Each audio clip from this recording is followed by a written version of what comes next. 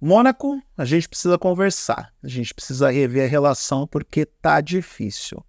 A última prova de Fórmula 1 em Mônaco, realizada em 2024, no mesmo domingo onde Josef Newgarden conquistou o double nas 500 milhas de Indianápolis, foi simplesmente uma das corridas mais insuportáveis que eu vi em toda a minha vida, e eu assisto esta bagaça há mais de 40 anos. Para poder dizer que o principal ponto de emoção dessa prova foram 2 acidentes na primeira volta e uma bandeira vermelha de quase 40 minutos, é porque realmente a gente tem que rever a relação com o Mônaco. Será que não está na hora da tradição cair? Será que não está na hora da gente abandonar esse circuito que durante, sei lá, mais de 70 anos serviu para a Fórmula 1, mas que nos últimos 30 anos realmente a gente se questiona se comporta a Fórmula 1 atual? Por outro lado, será que a Fórmula 1 atual não precisa rever conceitos? Esses carros não estão grandes demais para determinados circuitos, principalmente os circuitos clássicos, que são mais estreitos por natureza, como Imola, Spa, há quem diga que Silverstone também entra nessa lista, Monza.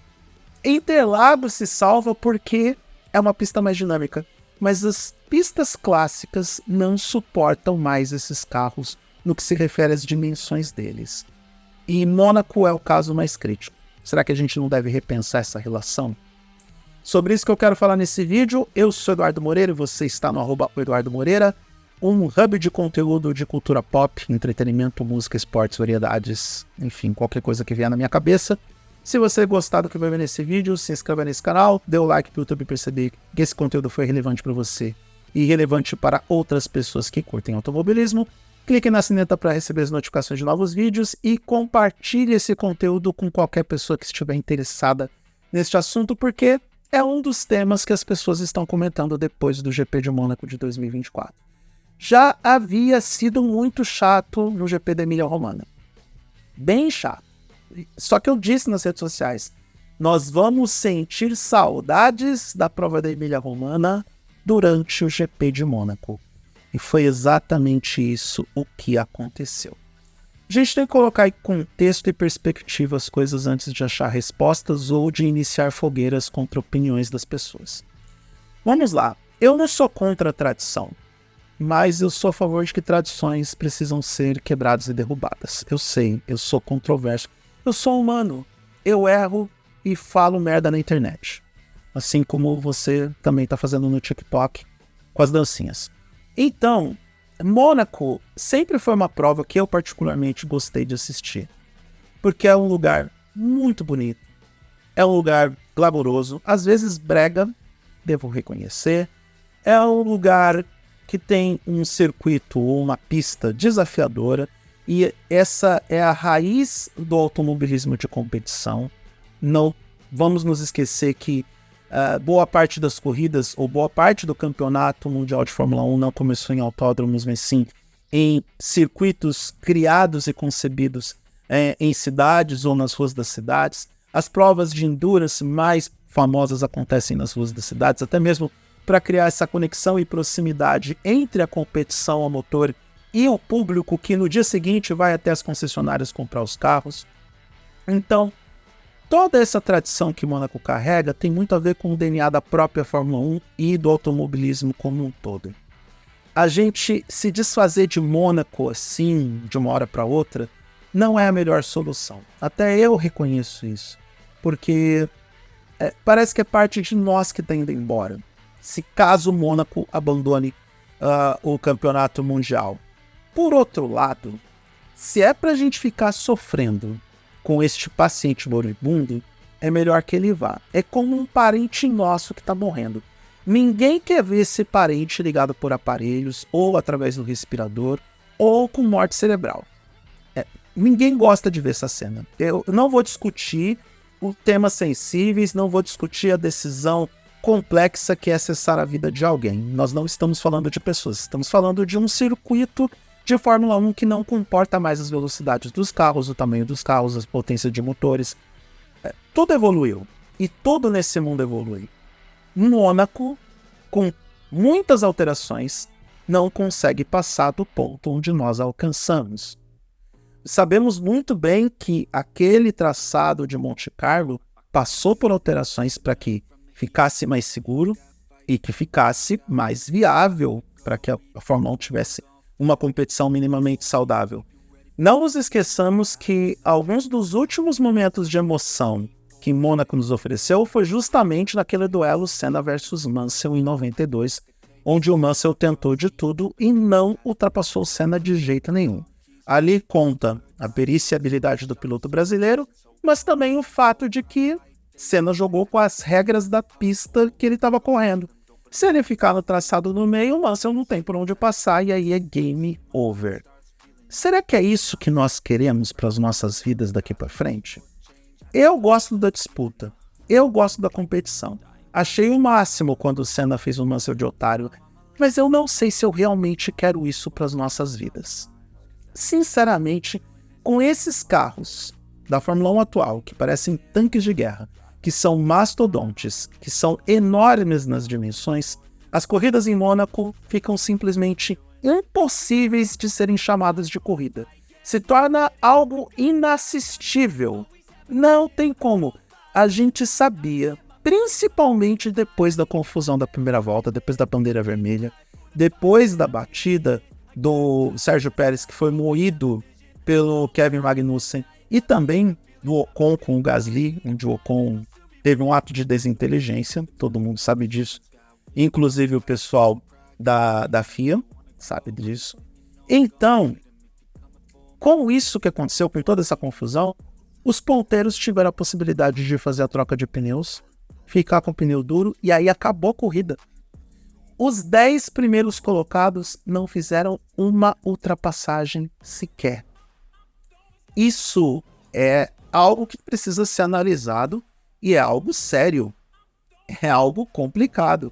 Nenhuma ultrapassagem entre os 10 primeiros. E o que é pior, a partir do momento que eles se posicionaram na primeira volta depois da segunda largada, essas posições ficaram inalteradas. Não teve nem undercut, tentativa de undercut não deu certo.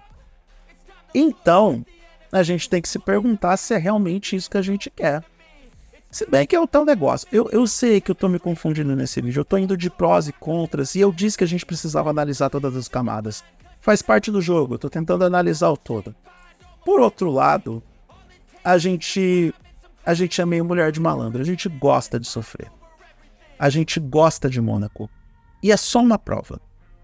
É só uma prova dentro de um calendário inchadíssimo. Será que a gente precisa descartar essa prova? A Fórmula 1 com certeza não quer descartar Mônaco, porque alguns dos seus principais negócios acontecem em Mônaco. Contratos são fechados, renovações de contratos com os pilotos, parcerias comerciais, sem falar na grana violenta que a Fórmula 1 arrecada com um dos lugares paradisíacos e com as pessoas mais ricas do planeta. Pensa naquele monte de barquinhos, iates, pequenos e grandes iates, sabe, barcos particulares, enfim, toda aquela frota naval, o quanto que ela paga para poder ficar ali na beira da pista. E assim, cara, se acontecer uma tragédia de um carro sair voando por aquela pista e pular o guardrail, cai em cima daqueles barcos. As pessoas pagam para ter esse nível de emoção.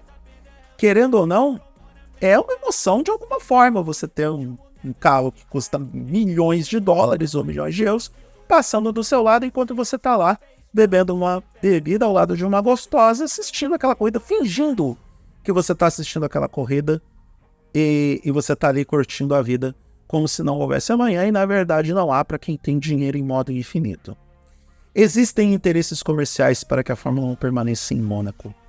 Porém, a gente só pode torcer para que Liberty Media, Fórmula 1 Management, Stefano Domenicali, Mohammed bin Sulayem, enfim, todos os envolvidos, não se esqueçam que existem os fãs do automobilismo e que existe uma audiência global que está olhando para este espetáculo, corrida, chame do que quiser, o tempo todo. E se você não consegue entregar um espetáculo que agrade o público, você vai perder a audiência. Era o que estava acontecendo com a Fórmula 1 antes de terminar esse primeiro terço da temporada, com a tendência de vitórias consecutivas da Red Bull e do Max Verstappen. Tem gente na Fórmula 1 dando graças a Deus que temos uma competição, que McLaren e Ferrari melhoraram seus carros e agora se apresentam como adversários ou candidatas adversárias à Red Bull nessa temporada. Porque isso caiu dos céus. Está aparecendo uma competição da Fórmula 1 em uma temporada onde poderia ser um monólogo igual aconteceu no ano passado. Então, não olhar para esses aspectos com o Mônaco pode significar também, com o passar do tempo, queda da audiência da Fórmula 1 para as outras pistas. De novo, Spa, Monza, Silverstone, Imola, todas essas pistas em comum têm essas mesmas características. São circuitos clássicos, que são estreitos, e os carros aumentaram de tamanho, aumentaram de comprimento, e é praticamente impossível ter disputas mais acirradas em pistas com as características mais clássicas.